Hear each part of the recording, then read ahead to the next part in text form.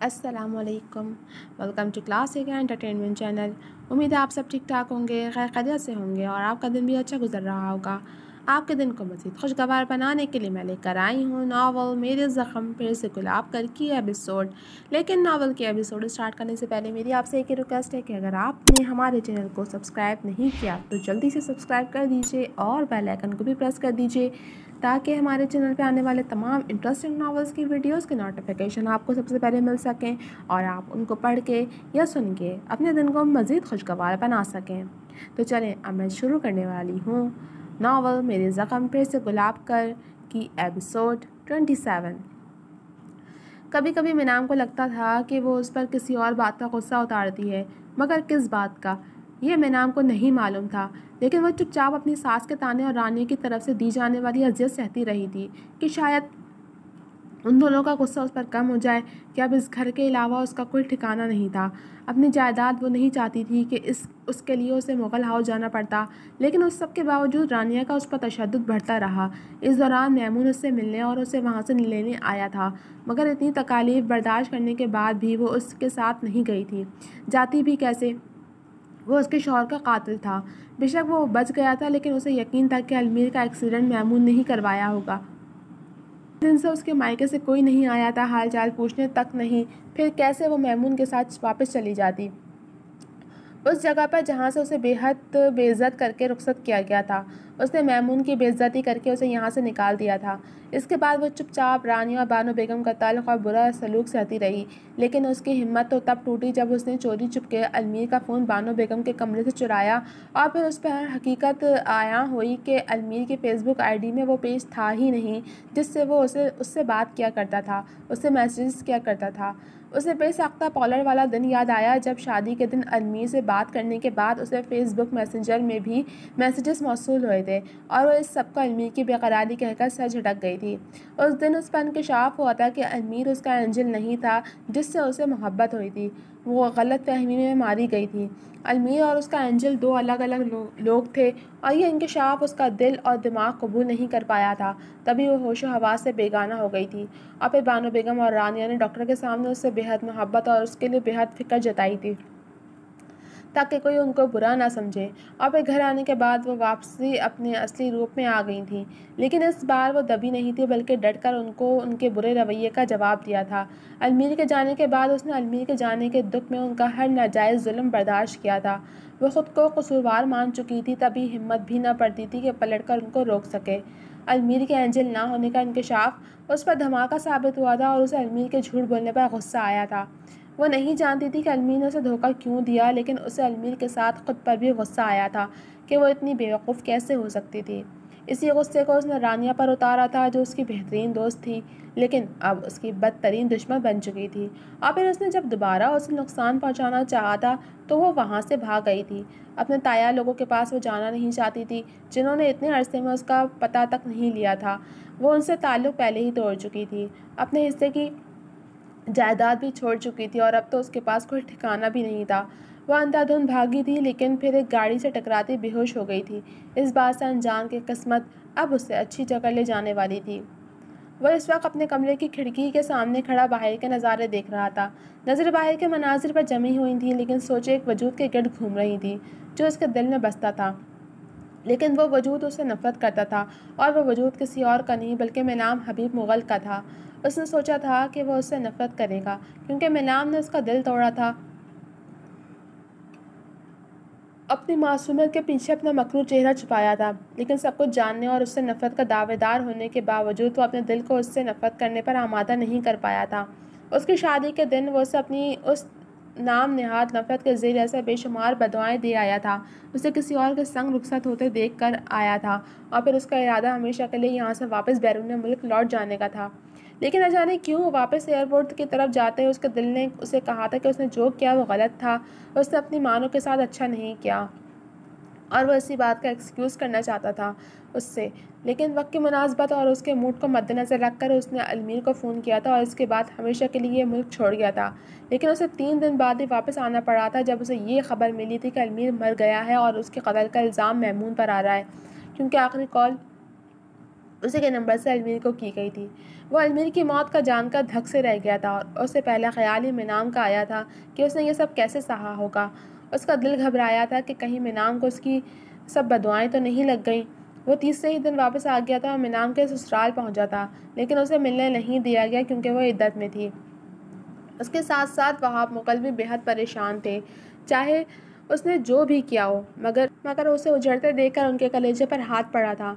उन्होंने मैमून को इस केस से बआसानी निकाल लिया था कि यह उनके लिए मुश्किल नहीं था, और वैसे भी उसके आखिरी कॉल से ऐसी कोई बात साबित नहीं हो पाई थी जिससे उसे मुजरिम तस्वुर किया जाता। वो मिनाम से नहीं मिल सकता था, लेकिन वहाब मुगल अक्सर उनके घर जाते रहते थे, लेकिन मिनाम कभी भी उनसे नहीं मिली थी।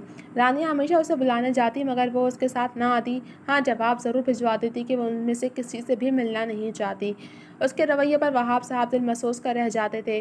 वो उससे मिलना चाहते थे, तसल्ली देना चाहते थे कि वो हमेशा उसके साथ हैं।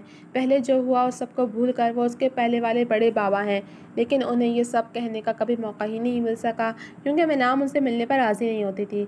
ऐसा रानिया और बानो बेगम का कहना था। हकीकत तो ये थी कि रानिया और बानो बेगम मिनाम के कमरे तक जाने का महज नाटक करती थीं और वापस आकर झूठ बोल देती थीं कि वो उनसे मिलना नहीं चाहती।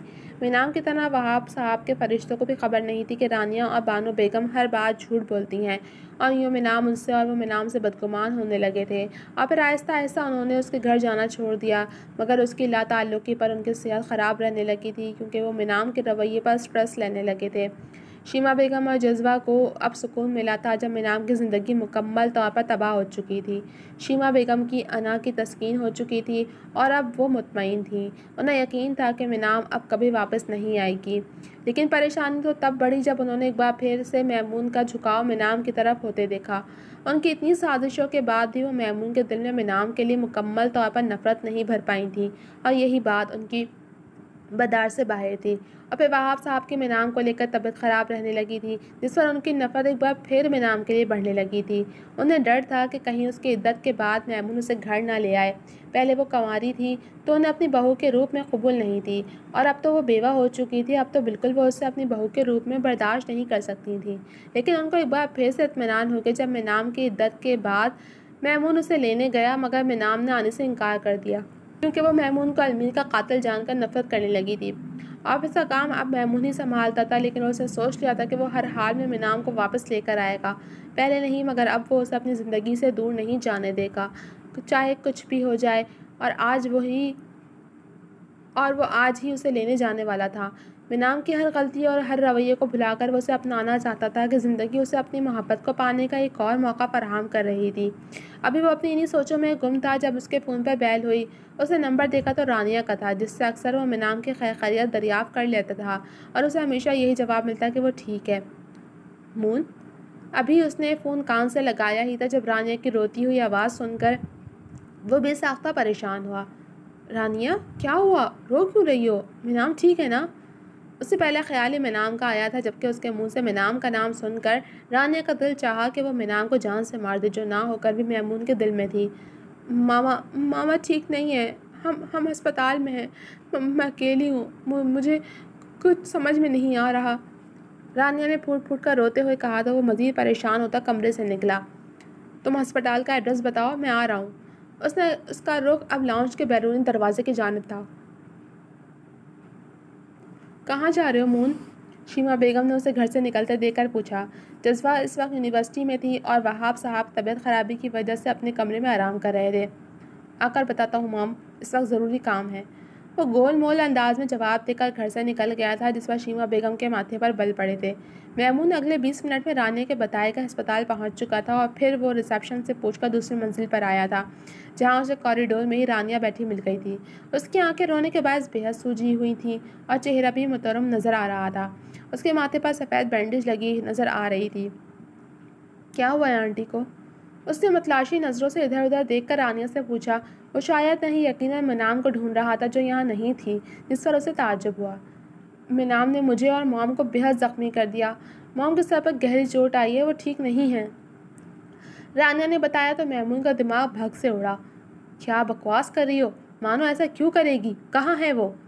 वो एकदम धाड़ कर बोला। रानिया खौफ से उछली और मज़ीद शिद्दत से रोने लगी।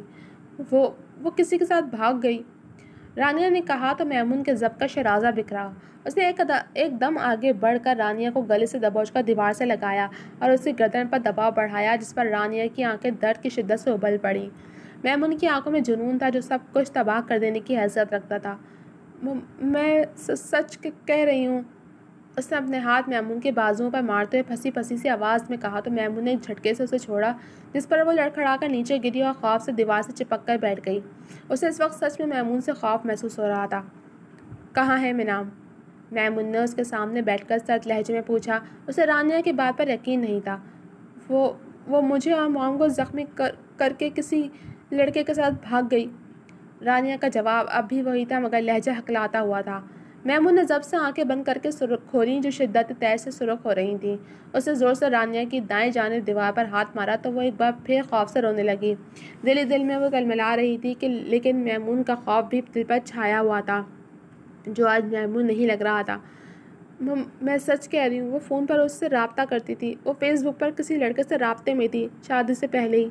पता नहीं कौन है वो। अगर आपको यकीन नहीं तो उसका फ़ोन देख लीजिएगा, जो वो घर पर ही छोड़ गई है। रानिया ने अब की बार लड़खड़ाए बिना कहा तो मैमून का दिल दहला। ऐसा कैसे हो सकता है? वो तो अलमीर से मोहब्बत करती थी। मैमून ने बेयकीनी से पूछा। जब वो अलमीर से मोहब्बत करती थी तो किसी और के साथ क्यों जाएगी? अगर वो शादी से पहले किसी और लड़के से मोहब्बत करती थी तो अलमीर से शादी क्यों की, जबकि वो बआसानी उसी लड़के से शादी कर सकती थी? वहाँ मुग़ल अगर उसकी शादी अलमीर से करवा सकते थे तो उस लड़के से भी करवा सकते थे जिसे वो पसंद करती थी। वो जितना सोचता जा रहा था उतना ही उलझता जा रहा था। उसे अब भी यकीन नहीं आ रहा था कि मिनाम किसी के साथ जा सकती है। नहीं करती थी वो भाई से मोहब्बत, वो किसी एंजल से मोहब्बत करती थी और वो एंजल मेरे भाई नहीं थे। इस्तेमाल किया है उसने मेरे भाई को। क्यों? मैं नहीं जानती, मगर वो आज उसी के साथ चली गई, हमारे लाख रोकने के बावजूद। मुझे तो लगता है अलमीर भाई का एक्सीडेंट भी उसी ने करवाया था। मैं जानती हूँ आपको यकीन नहीं हो रहा होगा मगर मेरे पास सबूत भी हैं जो आपको जल्दी दिखा दूँगी। रानिया ने आंसू पोंछकर नफरत भरे लहजे में कहा, और ये नफरत मिनाम के लिए थी, जबकि मैमून ये सब सुनता साकित सा बैठा था। हर बार मिनाम का एक नया रूप उसके सामने आता था और सबूत भी मिल जाते थे, मगर हर बार ही वो बेयकीन रह जाता था। यकीन करने और ना करने के बीच डोलता रहता था। पेशेंट के साथ आप हैं? अभी वो कुछ और कहती कि अचानक डॉक्टर के आ जाने पर वो तेज़ी से एक बार फिर बहते आंसू पोंछकर उठकर खड़ी होती सर हिला गई। उनको होश आ गया है, आप मिल सकती हैं। डॉक्टर पेशेवराना अंदाज में कहकर आगे बढ़ गई तो वो मैमून से पहले अंदर दाखिल हो गई, ताकि बानो बेगम को बता सके कि उसने मिनाम के ख़िलाफ़ क्या कहानी गढ़ कर मैमून को सुनाई है, जिससे मिनाम में बुरी साबित हो वो नहीं। मैमून बाहर ही बेसुध सा बैठा था, जैसे जीती हुई बाजी हार गया हो। उसका दिल एक बार फिर वीरान हो गया था। मिनाम की सारी ज़िंदगी उसके सामने गुजरी थी और वो ऐसी तो नहीं थी जैसी हो गई थी। वो मासूम लड़की ऐसी क्यों हो गई थी? ये सवाल शिद्दत से उसके दिल में उभरा था। आंखों में जलन महसूस करके उसने अंगूठे और शहादत की उंगली से अपनी आंखें दबाईं। आपको मॉम बुला रही हैं। वो न जाने कब तक वहाँ बैठा रहा था जब रानिया के पुकारने पर चौंका। वो बिना कुछ कहे उठा और अंदर की जानिब बढ़ा, जहाँ सामने ही बैठकर बानो बेगम जर्द सा चेहरा लिए लेटी हुई थी। चेहरे पर तकलीफ़ के आसार थे। उनके सर पर बैंडेज की गई थी और हाथ पर कैनुला लगा था। अस्सलाम वालेकुम आंटी, कैसी हैं आप? मैमून ने अपनी कैफियत पर काबू पाकर नरमी से पूछा। वो माँ कैसी हो सकती है जिसके इकलौते बेटे की बेवा किसी आशना के साथ फरार होकर उसकी इज्जत पर भट्टा लगा गई हो? उन्होंने दुख भरे लहजे में कहा तो मैमून जब्त करते लब भिंच गया। मिनाम ने उसको कुछ कहने लायक छोड़ा ही कहाँ था जो वो उसके हक़ में कुछ बोल पाता। जानती हूँ तुम्हें हमारी बात पर यकीन नहीं आएगा, और इस बारे में बात करके मैं तुम्हें और ख़ुद को तकलीफ़ देना भी नहीं चाहती। मैंने तुम्हें एक ज़रूरी बात करने के लिए बुलाया है। उसके चेहरे पर फैले नागवारी के तासुरात देखकर बानो बेगम ने धीमे लहजे में कहकर बात बदली। जी तो जनाब, अब तक के लिए सिर्फ इतना ही। कैसे लगी आपको ये एपिसोड? कमेंट सेक्शन में अपनी राय का इज़हार ज़रूर कीजिएगा। जल्द मिलूंगी आपसे अगले एपिसोड के साथ। तब तक के लिए अल्लाह हाफ़िज़।